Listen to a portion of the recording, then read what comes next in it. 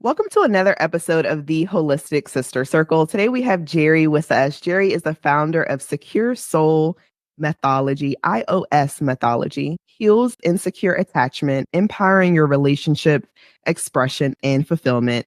Her unique combination of somatic therapy, spiritual hypnotherapy, and Ayurveda will help you see unconscious patterns that are causing pain and help you change them. Jeri, I am so excited to have you here. One of the things I absolutely loved about Jeri too is her sense of style, y'all. So when you see the YouTube channel and you see us on a video, you're gonna be like, "Oh yeah, Jeri's a fashionista." That's how we actually connected. I was like, "Oh, you've been in fashion," and she's gonna tell you all about her story. But in the meantime, Jeri, welcome. We're so excited to have you. Thank you so much. It's a pleasure to be here. And likewise, love the colours in the background, love talking about fashion and style. So all the good things. Yes, yes. So for us to get started, I would love for you to just share some of the things about your background that I did not mention. Obviously, we didn't talk about you being a fashionista, but can you share a little bit about your journey within fashion and what led you to where you are today? Of course. So I studied fashion design at university. And from that, I decided I wanted to be a pattern cutter. For those who don't know, a pattern cutter is the person who translates the 2D drawing into the 3D garment by creating a pattern on paper. And then it's then cut out and stitched up to create the garment. So there's quite a lot of technicalities around it, but also creativity. So you've got to sort of see how things fit and slot together. And I always wondered how these things connected with them moving on to, I guess, my therapy work. And I guess whatever it is in my brain, I'm good at spotting patterns, whether that's the patterns of making clothes or your unconscious patterns that are causing you pain, like in the intro. And so it's interesting how you can always see these things translated across. So that's where I began, and I loved the skills I learnt along the way. However, my mental health and emotional health were an absolute mess. And working in fashion is an intense industry to work in, lots of pressure, lots of demands.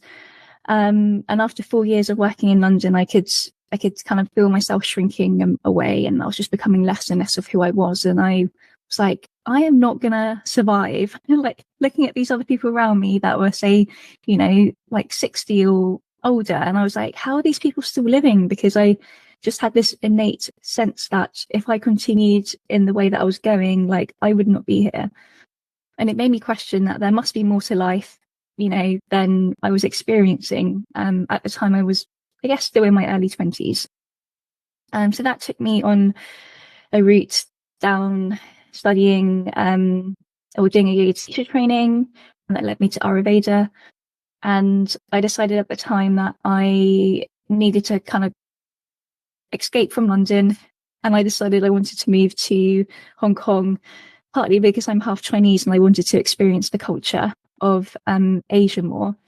So that led me further afield, and I guess I had planned to teach yoga, but realised that you needed to have a degree to get a job over there. So off to fashion I went, and ended up working in a Chinese mountain for I love that you're showing me your teacher training program there as well.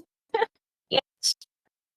It's always like, I feel that that's like kind of like the opening to so much more. Like you do that and then you're like, oh, like there's so much more available here. And yes, so I ended up in this mountain in China working for an Australian fashion brand.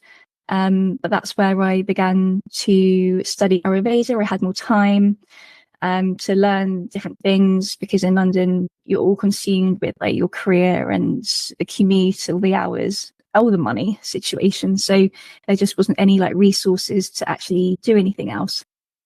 And I also struggled with disordered eating, and that was all consuming. So actually putting myself out of that situation and starting to understand about foods like in a different way became really healing, and allowed me to actually then have space to learn more, study more, and explore other things that excited me besides working in fashion. So since then, yeah, the journey continues. I call it like the breadcrumb trail, where you're collecting little pieces on your journey and you don't quite know where you're going.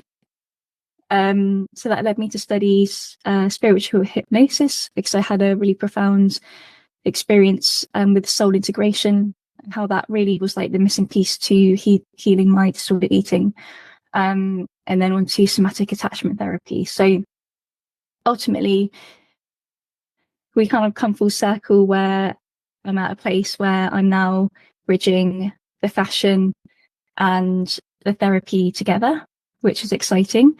And within the fashion space, I guess the overarching thing that bridges it together is this sense of like feeling comfortable in our expression and our identity. And we can do that in two ways: of what we wear and how that can have, like, I call it the outward in effect, where it's like, oh yeah, my clothes give me like sass and confidence, and you know, people like, and you look good, and you're like, yeah.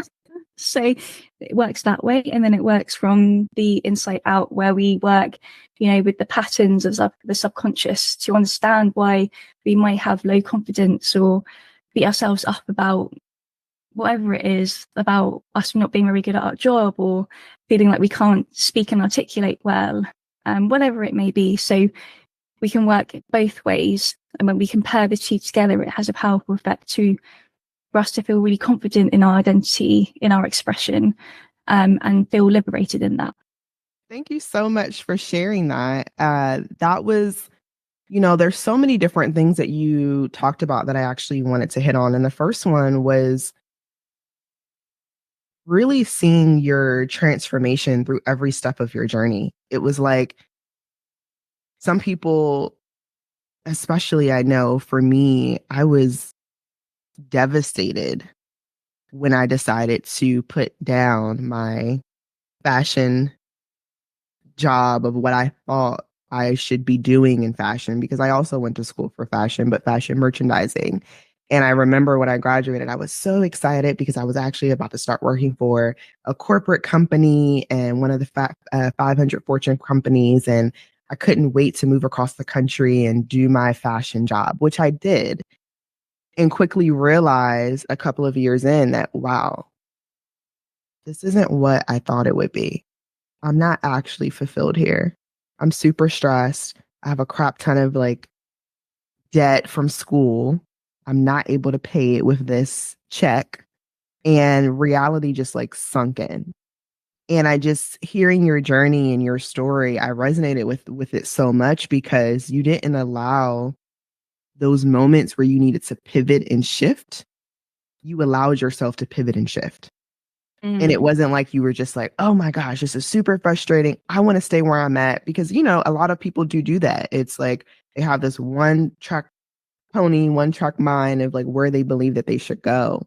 Now, with all of this experience and just where you are today, can you talk a little bit about just some of the spiritual work and the somatic work that you decided to do, and how you were able to really hold space for yourself to know that like this is what is going to actually help you just see the beauty in the transition a little bit better? I think the first thing that comes to mind there is like having compassion for myself, because I think when you're caught up in that, like fast lifestyle with, say, working in a city, like I was in London, and I'm not sure where you were, V, but I'm imagining it was like a busy city too, that you're just, on this so you're like on this treadmill and you're like trying to keep up. And so there's no space for you to stop and pause and be like, oh, like, do I need to have a break? Do I need to give myself compassion here? Do I need to give myself some grace here?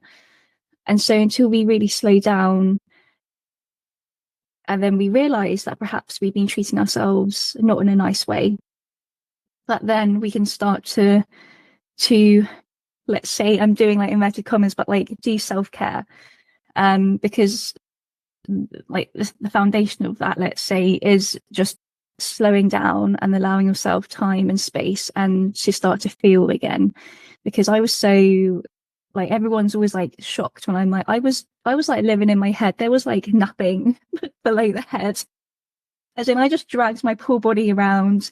from A to B, from like yoga class to HIIT class to like half marathon training. Like, you know, I was doing it all, and my poor body was just completely like silenced because I lived in my head. So it was a real journey for me of, I guess, it's funny because at the time I really didn't know what I was doing, but now I can understand it was, you know, somatic work of really tuning into what I was actually feeling in my body. And I had been someone that was very cut off from any emotion. So my bandwidth to feel was very small. And so it was like this journey of learning safe to feel emotion again and even feel happy. Like I wouldn't even let myself feel joy or happy. It was like both ends of the spectrum were cut off. So it was like learning to cry again and not apologize, and then learning to be happy and be in joy. So it was just little increments of being like, it's safe to do this. Like I'm allowed to do this. I'm allowed to experience these different emotions and these different feelings and sensations. So definitely connecting again with my body was a huge part of that. And it's still a practice, like a daily practice I do, because it's so easy if we get caught up in life to just forget. So that is really like a cornerstone of how I stay like balanced or feel like I can stay in my body in situations, which is important when you're working with other people, with clients, or just in conversation and being present. Like you need to be anchored in your body. And then the other thing, which I guess is more of like a multi-dimensional kind of viewpoints of the spiritual side, is when I started investigating quantum healing and seeing how we are like our soul, but we can be fragmented. And so from trauma and from childhood, aspects of ourselves may have gone missing. And I like to describe this as like you were a big fat juicy cake, and then life's happened to you and the cake's been eaten, and then you end up as this like tiny morsel. And so when you're that tiny morsel, you have no life force energy, you have no sparkle in your eye, you have nothing to give. You don't even know what you like, or what lights you up anymore, because there's none of you's there anymore, none of you's home. So it's this journey of like reclaiming these like fragmented parts of myself.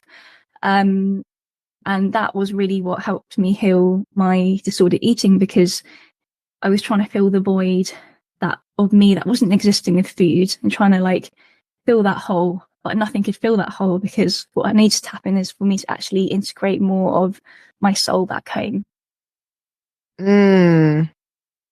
Well, I'm grateful for you sharing this with us. I know this is like a definitely a vulnerable topic. I actually had someone on the show a couple of weeks ago who suffered from an eating disorder as well. And one of the things that she talked about that really helped her in her journey was this movement and really focusing on taking care of herself and making sure that she was putting herself in a position to have that compassion like you're sharing with us today.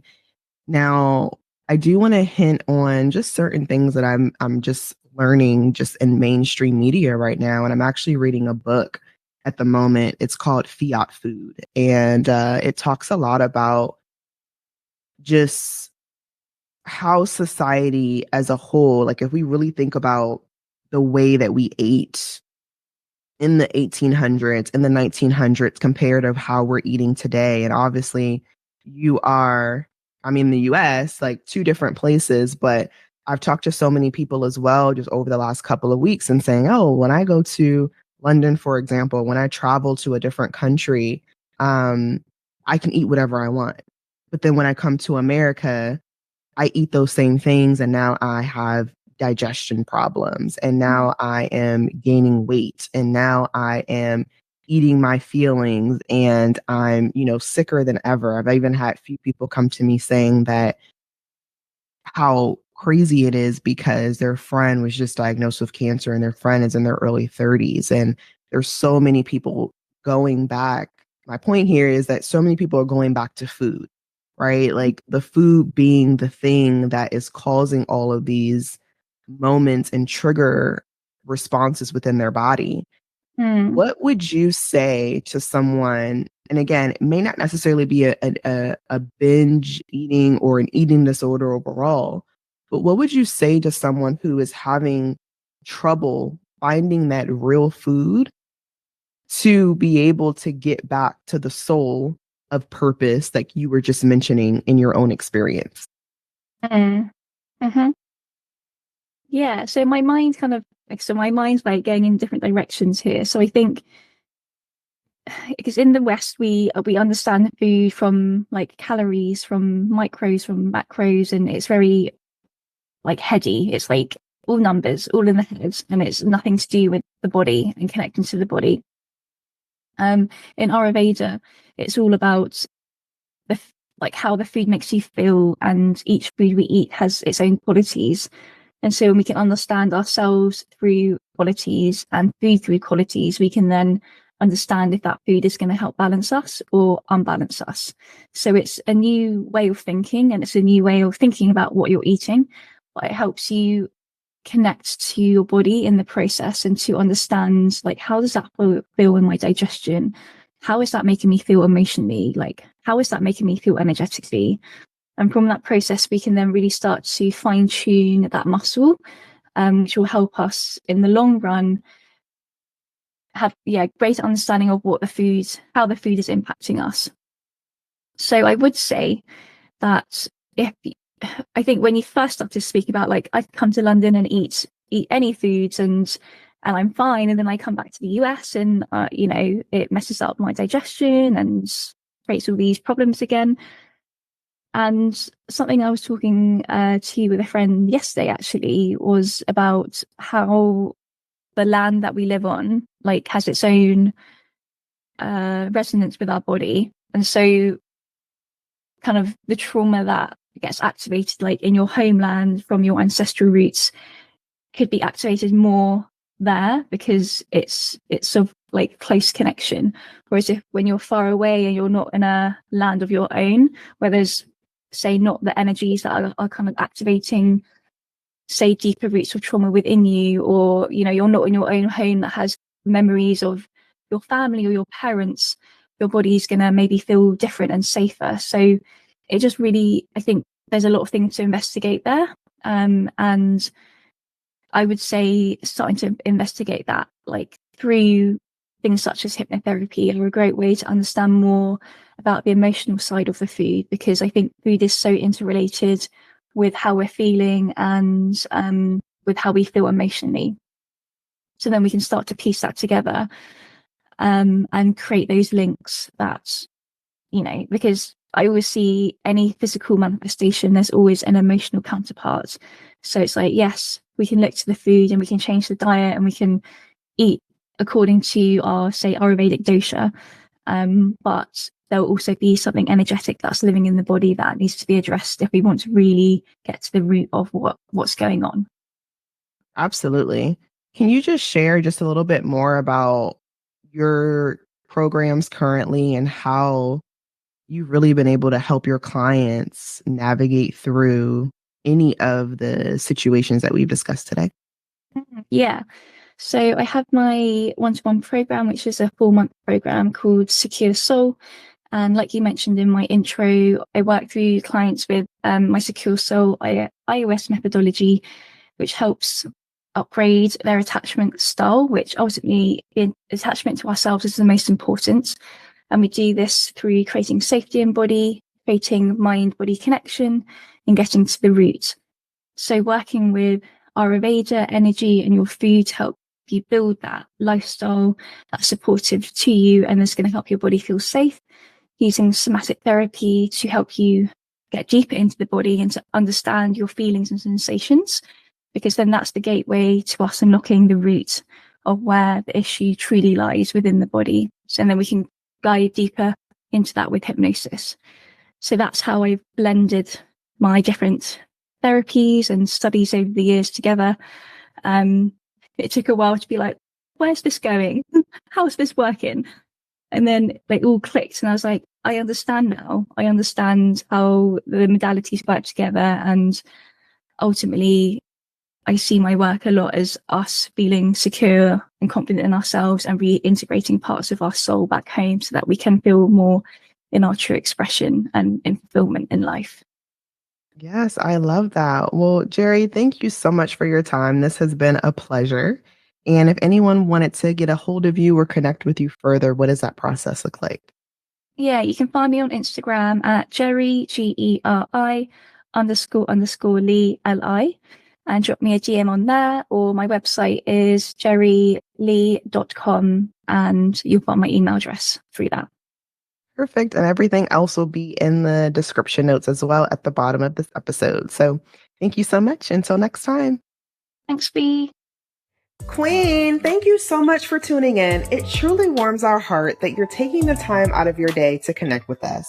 If you'd like to connect with our guests further, you can find their information located in the description section of this episode. And if you found this episode helpful, share with another queen, and don't forget to connect with the Holistic Sister Circle on Instagram and Facebook. And until next week, stay blessed. Mwah.